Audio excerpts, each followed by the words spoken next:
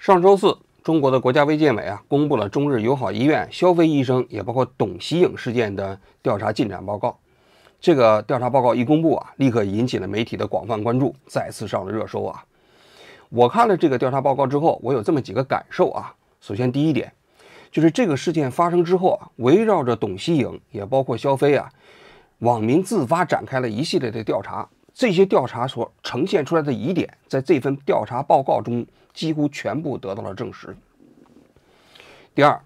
就是这份调查报告只讲了肖飞医生也包括董希颖的事件，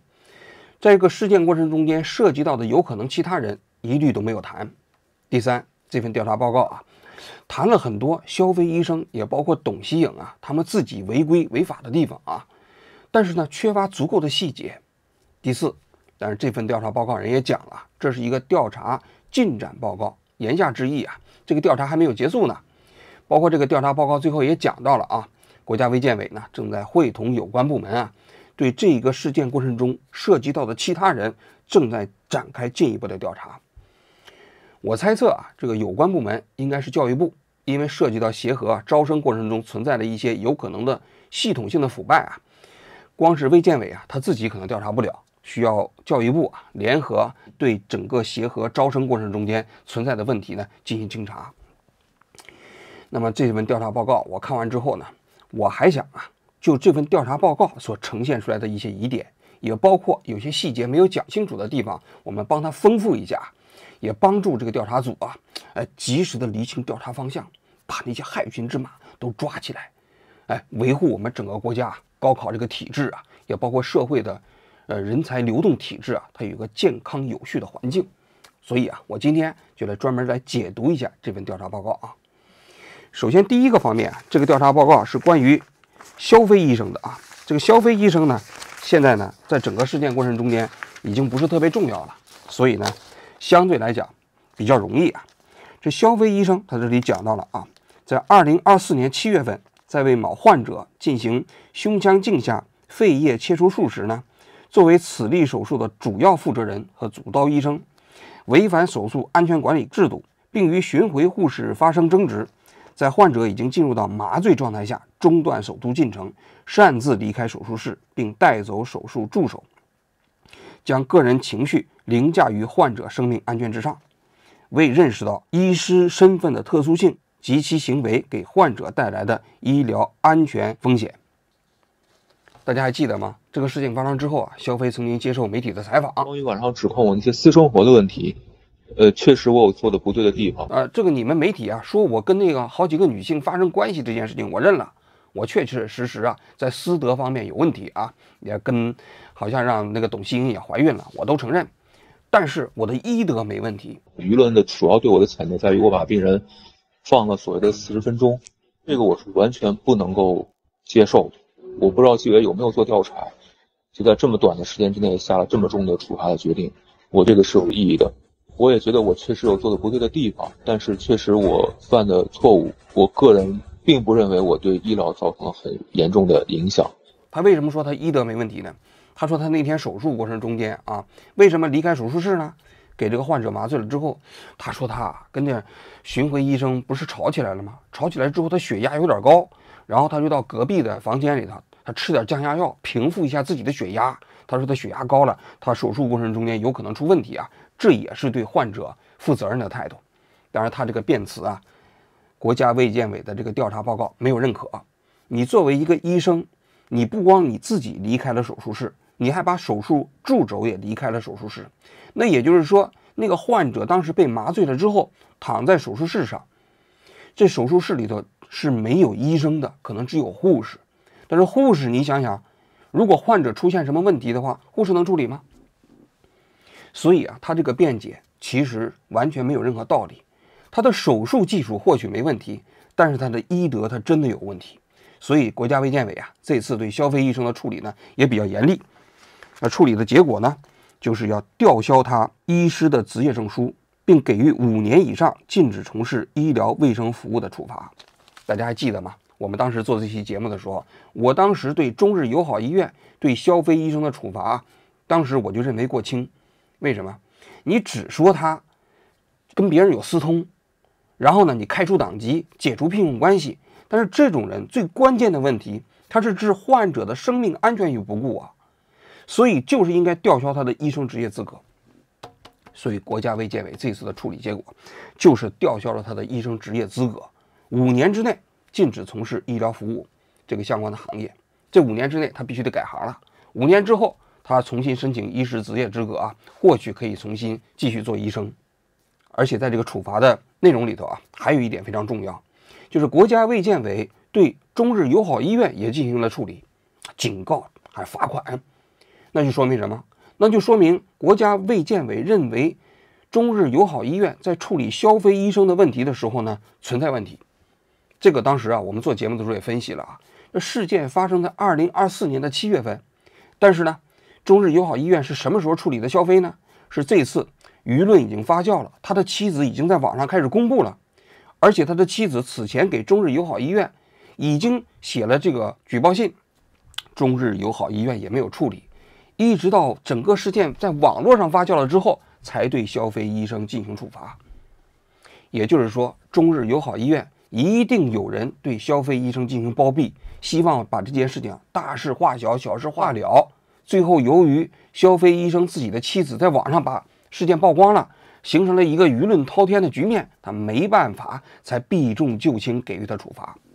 所以国家卫健委啊认为啊，中日友好医院在这个问题的处理过程中也存在问题，也对他进行了处罚。这是第一点啊。第二点就是关于董希颖的，因为这件事情啊，虽然一开始是消费医生的妻子在网上开始曝光，但是这件事情一发酵之后呢，实际上消费医生的问题非常简单嘛，紧接着不是牵扯出来了董希颖嘛？大家一查董希颖，那问题就是多了去了啊，尤其是涉及到协和的4+4的这个招生的实验班的问题。那么董希颖的问题呢，一共分为3个方面，在这次调查进展报告里头也讲到了。其中第一个方面就讲到董希颖啊，在当年报考北京协和医学院4+4试点班的时候呢，他的入学成绩存在造假。他这里讲到啊，他说北京协和医学院4+4试点班2019年境外招生对象应该是2018到2019年年度 QS 世界大学排名或者 TIME 世界大学排名前50名的本科毕业生，还必须按照试点班入学课程要求修完总学分不少于66学分的医学预科课程。而董希颖呢，报名时提供的大学物理 A1、大学物理 A2、有机化学 B、无机化学 B 等4门课程，总计16个学分系伪造，不符合当年的报考资格。这是第一个方面啊。这个信息啊，我觉得还是非常重要的啊。但是呢，我觉得他没有披露进一步的细节。什么进一步的细节呢？就是他这个造假的这个学分啊，到底是哪儿造假的？这里我们首先看一下啊，就协和当时规定的啊，你必须修满总学分不少于66学分的医学预科课程都包括哪些？这协和呢，实际上自己啊，在那个招生的计划里头啊，自己也讲过，这66个医学预科课程呢，数学不低于10个学分，生物呢是不低于15个学分，化学呢是不低于10个学分，物理呢是不低于6个学分，另外还有2个学分的，就是什么写作和逻辑这个方面的内容啊。那么大家可以看一下，它造假的学分就有意思了。它造假的学分主要集中在化学和物理。我们知道啊，这董希颖啊，在哥伦比亚的这个巴纳德学院啊，他读的是经济学专业。这经济学专业啊，虽然不能说纯粹的是文科啊，但是它跟理科之间的交叉还是比较少的。那经济学的专业我也修过啊，经济学的课程里头一般来说会要求比较高的数学方面的能力，比如高等数学啊、数理统计啊，这都是必须要学的，甚至包括概率论呐。但是在生物化学和物理这方面几乎没有任何要求。那大家可以看了，那这66个学分中，应该说董希颖啊，过去他学经济学的，他了不起啊，这10个以上的数学的学分，包括那个什么逻辑和写作这方面，他应该是有。那么这里头的学分加起来啊，就不低于，你看25，不低于31个学分。这31个学分呢，现在它造假的里面呢，生物这个学分没有，只集中在化学和物理这2个方面。那也就是说，他其实肯定是修了生物学的15个以上的学分，但是化学和物理呢，化学它最多只修了一门可能非常基础的普通化学，那么化学里面的无机化学和有机化学他都没有修。那么为什么我说在这个调查报告中间缺少细节呢？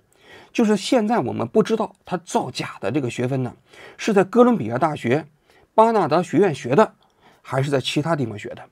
因为协和要求的这个入学的66个学分，并没有要求你必须在自己所在的学校修满66个学分。为什么我这么讲呢？就这个事件发生之后，网民在网上也调查国内就有一些机构专门给你提供这个所谓的医学预科的66个学分的学习项目，甚至这些机构连大学都不是。那公众号里头有一个叫北斗学友的，有人调查出来，这北斗学友就是一个教育培训机构，说白了就是个公司，有点类似于像新东方培训英语嘛。他讲了，他们就提供这医学预科的66个学分的学习，而且根据你的需要进行个性化定制。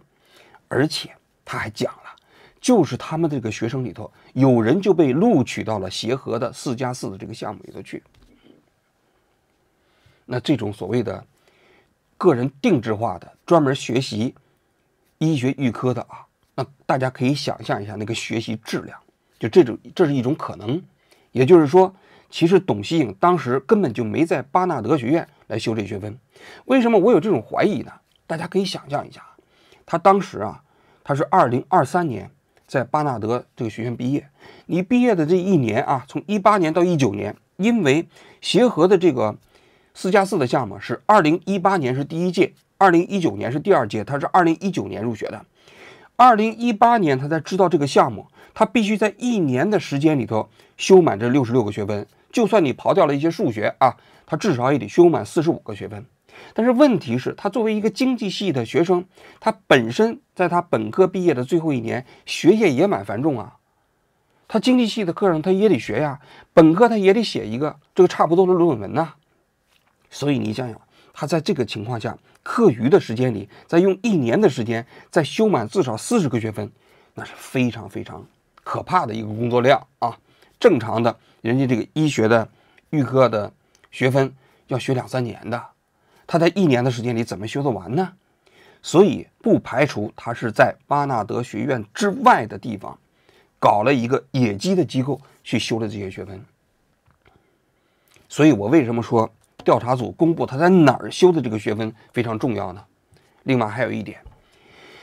你现在说他16个学分造假，这到底造假是怎么造假的？你比如说你在国外读大学，你在国内你要报考研究生，一般来说这个成绩都是这样的，你到那学校里头呢，你说你给我开一个成绩单，这成绩单对方那个学校的教务处把这个你的成绩单调出来之后，把这个成绩单上盖一个章，盖完章之后呢，就把这个成绩单封闭在一个信封里，信封的封口呢一般再盖一个章，然后你拿着这个成绩单到你自己报考的那个学校里面，那个学校再有一个叫资格审核的环节里头去审核这些成绩是不是合格，是不是符合要求。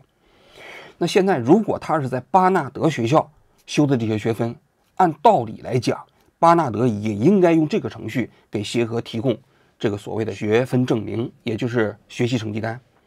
那如果是这样的话，他必须把这个成绩单拿出来，他自己 PS 自己改，那难度有点大但是如果他是在外面野鸡机构去搞的，让这个野鸡机构去给他随便改一下成绩，相对就比较容易。所以其实我认为这个调查组现在你不仅仅应该公布他现在到底是伪造了几门课，关键是他是在哪一个环节里头伪造的，怎么伪造的，是他自己伪造的，还是让那些机构帮他伪造的，那性质还是差别蛮大的。也包括他的这个学分是在巴纳德学院修的，还是在另外的野鸡机构去修的。因为这不仅仅涉及到他一个人那个北斗学友他当时不是说有人都通过他们这个进修了协和的医学预科课程之后上了协和吗？那些人是什么人呢？也得把那些人调查调查这不仅仅是董希颖一个人的事情所以关于他怎么造假学分这件事情还有疑问，并没有因为这个调查报告啊我就释然了啊。这是第一个方面。第二个方面，你既然伪造了这个学分，那你协和，你在入学资格这个过程中间是有一个资格审核环节的。协和的这个4+4的项目里面啊，它规定这入学呢，你是要提供你的入学成绩、你大学排名这个所谓的资格，然后是由2名副教授以上人写的推荐信，其他的就是面试了啊。那么我们就想问了，你协和在审核董希颖的这个入学资格的过程中间，为什么没有发现这16个学分造假呢？按道理来讲，审核这也并不困难啊，因为国家卫健委它组成了一个调查组，那10几天的时间就调查出来了。那你协和作为审核自己学生入学资格的这个环节，按道理来讲，应该比国家卫健委更容易发现问题嘛？那为什么没发现呢？这个审核环节到底有没有审核呢？或者是说谁给他写的推荐信，是不是这个推荐信本身这个人物特别有来头，导致了整个审核环节就全都形同虚设呢？这个现在我们也不知道。所以关于他这个16个学分造假这件事情啊，我当时看完还是非常吃惊的。因为协和作为中国医学院啊最高级别的学校了，那就相当于北大和清华嘛。这样的学校竟然可以通过学分造假的方式入学，这个其实还是让人觉得非常吃惊啊。这不是一般的学校啊，这不是克莱顿大学呀，也不是我读的那武汉大学呀，是不是？你也不是什么普通的3本大学，你协和作为中国水平最高的医学院，竟然可以通过造假入学，这个让人觉得完全是令人匪夷所思。那么这匪夷所思的背后到底蕴藏着什么秘密？我们想知道，这是第一点啊。第二个方面，他讲到这个董希颖啊，在这个博士论文的过程中间呢，存在着抄袭，是这么讲的。那董希颖啊，2023年博士学位论文的主体部分，就综述除外啊，于同年毕业的北京科技大学他人学位论文重复率超过20%，存在抄袭、剽窃、学术不端行为，情节严重。这句话就只有一句话啊，但是呢，实际上内容非常多，我在这里给大家详细解读一下啊。首先，董希颖所写的这篇论文的名字叫《跨模态固相融合技术在医疗影像分析中的研究》。这篇论文呢，在中国的知网上已经下架了，已经查不到了，但是在境外啊可以看到啊。这篇论文呢，我也看了一下，大致只有2个方面的内容。他就讲到医学影像在2个方面的诊断的使用，一个呢是宫颈癌的早期诊断，一个是乳腺癌的早期诊断。利用这个计算机技术啊，把那种许许多多的这种医学影像啊，还放在一起，然后发现这个早期病灶哪种这种前期症状过程中间有可能导致宫颈癌，或者有可能导致乳腺癌，就是这么一项研究啊。在他这个研究过程中间呢，涉及到宫颈癌这一部分，他几乎全部抄袭于北京科技大学有一个叫赵基怀这个学生的毕业论文。这个呢，实际上也是网友最先发现的啊。这董希颖事件发生之后，有人就扒出来了，说董希颖这个论文呢，跟这个赵基怀啊，他们在2022年申请的一个专利啊，有高度重复。这个专利呢是2022年的5月份申请的，2022年的11月份公开的。这个公开的内容呢，主要就是利用影像技术分析宫颈癌啊的早期诊断的这个方法。所以有网友就发现了，说这个重复率非常高，高到什么程度？它不仅仅是研究方法一样，关键是实验参数都一样，就是那个实验参数中间导致的那个病理的那个图像都是一模一样的，那你就不正常，对不对？但是啊，大家可以看到了吗？就是这个调查报告里头，并没有认定董希颖的博士论文抄袭的是那个专利内容，他认定的是董希颖抄袭的是同年毕业的北京科技大学他人的学位论文，这就非常有意思了。这个他人的学位论文一定是这个赵基怀，不可能有其他人啊！我这2天仔细调查了一下，就是赵基怀。这里头我还首先介绍一下这个赵基怀啊。这赵基怀网友当时实际上也已经在网上讲了，他是一个有听力障碍的学生。这个学生从小就特别喜欢计算机，所以后来硕士考上了北京科技大学，他的老师呢叫班小娟。他在上硕士2年级的时候啊，就跟自己的导师也包括其他人呢，就做了一些跟临床诊断有关的这个计算机的前沿技术，就已经发表了论文。所以这个学生真的是非常优秀，而且还获得了北京的大学生里的自强之星的称号，确实非常了不起啊。因为你想想，他一方面是有听力障碍嘛，戴着人工耳蜗嘛，但另外一方面在科研方面确确实实是很努力啊。那这里头真正有意思的一点是什么呢？就赵基怀的硕士论文，我到现在网上也没查到，没有公开。而且赵基怀跟董希颖是同年毕业，都是2023年毕业。因为赵基怀是2020年进入北京科技大学读的硕士研究生，那就有意思了。那董希颖是怎么抄袭的赵基怀硕士论文呢？因为赵基怀按道理来讲，他的硕士论文如果要是让董希颖抄的话，他得是他的硕士论文已经上网之后，董希颖才能抄。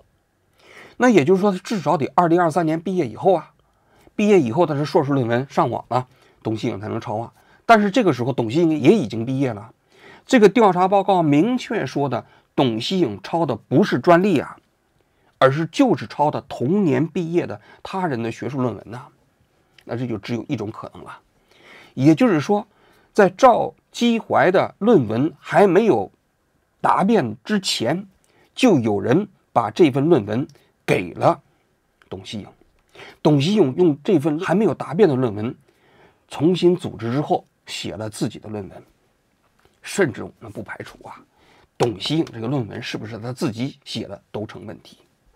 那谁可以把赵基怀的没有完成答辩的论文交给董希颖呢？那只有一种可能，那就是赵基怀自己的导师才有这种权利吧，才有这种可能吧。他的导师是谁呢？他的导师叫班小娟。网民有人说，这班小娟呢就是董希颖的姑姑。那我们不知道啊，这是不是真的啊？因为董希颖他姓董嘛，他爸爸叫董晓辉。班小娟如果是他的姑姑的话，这姓氏有点对不上。当然也有可能啊，他们是表姑啊，或者说什么之类的，我们就不清楚了啊。但是我们在上一期节目也讲到了啊，董希颖的妈妈姓米，也是在北京科技大学当一个学院的副院长，所以他有不少亲属啊都在北京科技大学。这件事情啊，实际上是确凿无疑的。这件事情发生之后，也有媒体的记者问北京科技大学，说这个事情发生了，你们有没有调查？北京科技大学未置可否，只是说把这个信息告诉了有关领导。所以在我看来啊，这个事情的调查环节一定不能少了北京科技大学。就什么人把赵基怀的硕士论文在没有通过答辩之前，没有上网之前，就把这个论文给了董希颖，这个人可是犯法呀。有人说就是班小娟把这个东西给他的啊，然后由此还让赵基怀呢延迟毕业1年。这个呢我们不知道，但是现实中间能查到的，赵基怀是2024年才读的博士，而且也换了导师，他的导师叫马慧敏，博士期间啊不再是班小娟了。这中间有什么内情，还需要调查组进一步的调查。那么董希颖的这个论文啊，虽然抄的是他的这个赵基怀的硕士论文，但是我刚才不是讲了吗？这个专利啊，在2022年的11月11号在网上已经公布了。而且呢，这个专利呢被收入到了中国的知网里。现在中国的大学啊，不管是硕士论文还是博士论文，在你进入到外审之前，都有一个固定的环节，就是查重。所谓查重，就是把你这个论文的内容啊放到知网上，或者放到其他的论文的数据库里啊去看，跟其他的论文有没有重合率。我查了一下协和的学位管理条例啊，这协和的学位管理条例头也规定有查重的环节。也就是说，你必须在查重重复率低于国家规定的标准之下，才能进入到外审环节。那我们就想问了，既然知网在2022年的11月11号已经收录了赵基怀的这个专利，那为什么董希颖的论文在2023年外审之前没有查重呢？他只要查重就能发现他这篇论文跟赵基怀的那个所谓的专利是重合的。谁能回答这个问题？那一定是协和，对不对？所以啊，调查组应该查协和为什么在董希颖他的这个论文外审之前没有进入查重环节。这是第二个方面，就是他的博士论文涉及到学术不端，涉及到抄袭。第三个方面，他就讲到了啊，他说这个董希颖以第一作者或者共同第一作者发表的学术论文有3篇属于不当署名，1篇属于重复发表，存在科研诚信问题。这个问题啊，在这个董希颖事件发生之后呢，也有很多网民呢去调查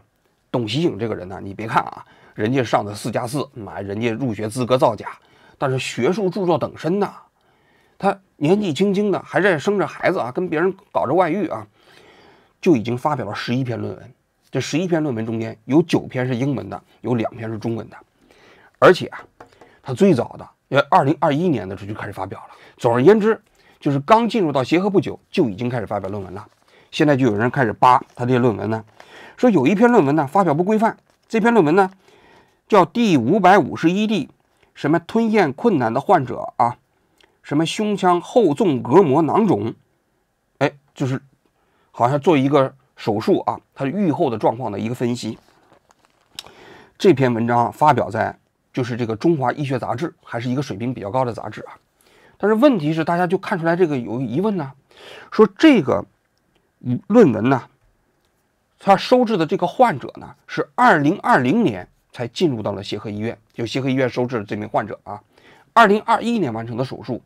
但是你董希颖是2019年你才进入到协和，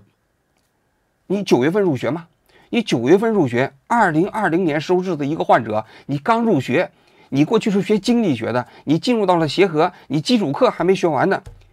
这手术就开始让你发挥作用了，不正常吧？是吧？而且就是这篇文章呢，它还存在了一稿多投。不过我觉得一稿多投这件事情啊，可能不是他背的锅啊，因为他其实就是一个挂名作者嘛。那么可能是其他的那些作者觉得这篇可以多投一下。但不管怎么样，就是这一篇论文所呈现的那个时间线啊，太令人怀疑了。就刚一入学，就已经有人开始带着他做手术了啊，不符合常理。紧接着大家就发现了，他发表的这些论文里头涉及到众多科目，比如说有脑神经外科的2020年讲到这个脑膜炎啊，什么腹腔镜分流手术的，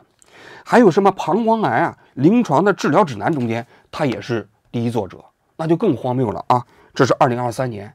他刚刚毕业。那你想想，这临床指南呐，都是一些业内的大咖能写的。有人查来查去啊，他在这里的贡献是什么呢？说翻译了一些国外的文献，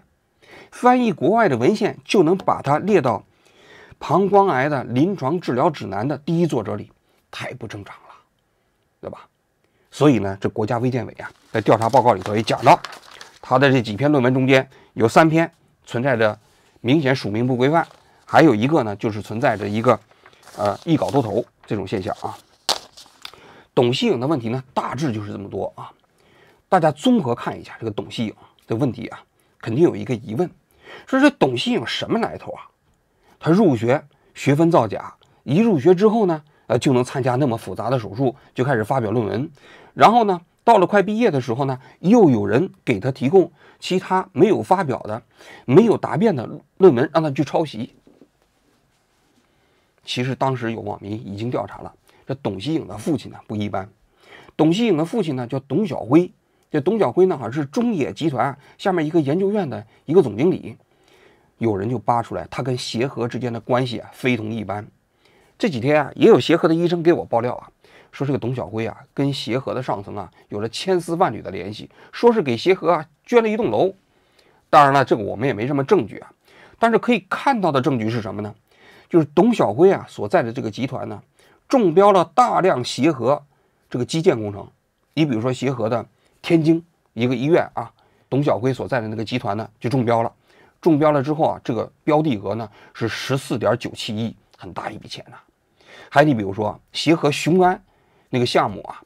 中标的也是董晓辉所在的这个中冶集团下面的这个公司啊。还有网友扒出来啊，就是啊，这个董希颖不是在这个中国医学院肿瘤医院廊坊院区工作吗？就是这个中国医学院肿瘤医院廊坊院区啊，那个楼啊主体封顶的时候，他爸爸就参加了这个封顶的仪式。那这是巧合吗？我们都不知道啊。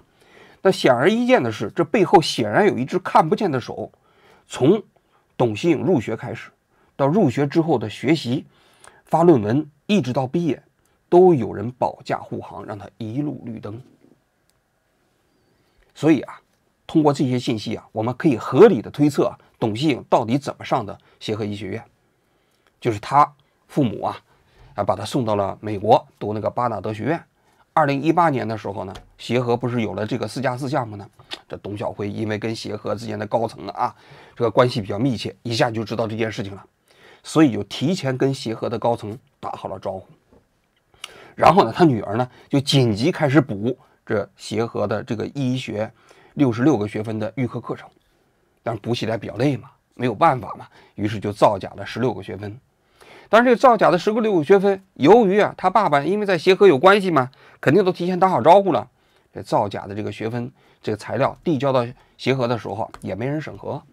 于是就上了协和的4+4项目。上去之后，由于这有来头院士邱桂兴给他当导师，于是不停的有其他的协和那些医生给他挂名作者，开始发表论文。要毕业的时候呢，又有他妈妈这边的北京科技大学这方面呢，把一个学生还没有答辩的论文拿过来让他用，赶紧弄了一篇这个博士论文。这里头就有个 bug， 也就是说他们当时没有想到就赵基怀他们这个项目呢，提前申请了国家专利。我估计就是他们当时拿这篇论文的时候，这国家专利已经申请了，因为是2022年的5月份申请的嘛，但是这个论文还没用嘛。所以他们当时也顾不了了，于是就把这篇论文给了董希颖。结果呢，这个 bug 呢，最后让人扒出来，他这个论文是抄袭的。但是这个专利他申请了，也没有办法撤回了所以导致了这个东西被扒出来。那整个来龙去脉我相信就整个调查组调查完了之后还会有进一步的结论但是公众在这个过程中间所表现的愤慨在哪儿呢？他们说，这你看到了吗？这就是一个当代门阀制度所谓门阀，指的就是一种利益遗传、阶级流动、阶层流动的固化的现象。大家都知道，中国古代历史上是吗？当时在隋唐之前，那不是有这个魏晋时期的门阀制度吗？后来由于黄巢起义把这些人都杀光了，这个中国的这个所谓的贵族门阀制度就慢慢走进了历史。所以黄巢这个人呢，在前一段时期在微博突然热了起来就是因为黄巢当时起义之后，把这些人大杀四方，都杀掉了。我觉得用门阀来比喻可能还不如用金观涛先生那《兴盛与危机》那本书里头讲的更专业他讲的实际上中国古代这个王朝兴废起决定力量的就是一个叫无组织力量。一个王朝建立起来之后，就有大量的利益集团。这个利益集团呢，拼命的维护自己的利益，他不太管统治阶级本身统治的合法性，也包括统治的可持续性。你比如说这些贵族就拼命的开始完成土地兼并，土地兼并完成之后呢，那些佃农他就拼命的劳作之后他只能拿非常少的报酬，最后遇到天灾之后没有办法生存了，于是这些无饭可吃的人聚集在一起形成农民起义。农民起义就通过这种杀人的方式最后把这些所有的无组织力量全部扫荡完，建立一个新的王朝。这就叫无组织力量嘛，在中国王朝兴废过程中发挥的作用。你其实仔细看一下董希颖这个事件过程中间，在我看来，它是不是门阀，是不是依法可能不重要，但它的的确确是一种无组织力量。这种无组织力量它无视这个整个社会正常的这种所谓的阶层流动，他把自己的利益通过破坏规则的方式呢，来完成一种自我防护，你其他人就没办法跟他竞争了嘛。那么这种无组织力量，它伤害的是整个体制的这种合法性，也包括它体制的可持续性。为什么这次国家卫健委对这个董希颖事件处理的还是比较严的？在我看来，就是因为这种无组织的力量其实对统治者来说也是一种统治危机。当然了，这里头因为涉及到利益非常多啊，你就比如说有没有院士在这背后啊，参与期间，有没有协和的高层啊，直接为这个董希颖事件来背书？那这个对无组织力量的打击程度能够打击到哪个级别？那我们现在就不知道了，我们只能看啊，这中国的卫健委啊，在后续的调查过程中间还会牵扯出哪些大鱼？好了，我今天的节目就讲到这里，谢谢各位。关于晚上指控我一些私生活的问题，确实我有做的不对的地方。舆论的主要对我的谴责在于我把病人放了所谓的40分钟，这个我是完全不能够接受的。我不知道纪委有没有做调查。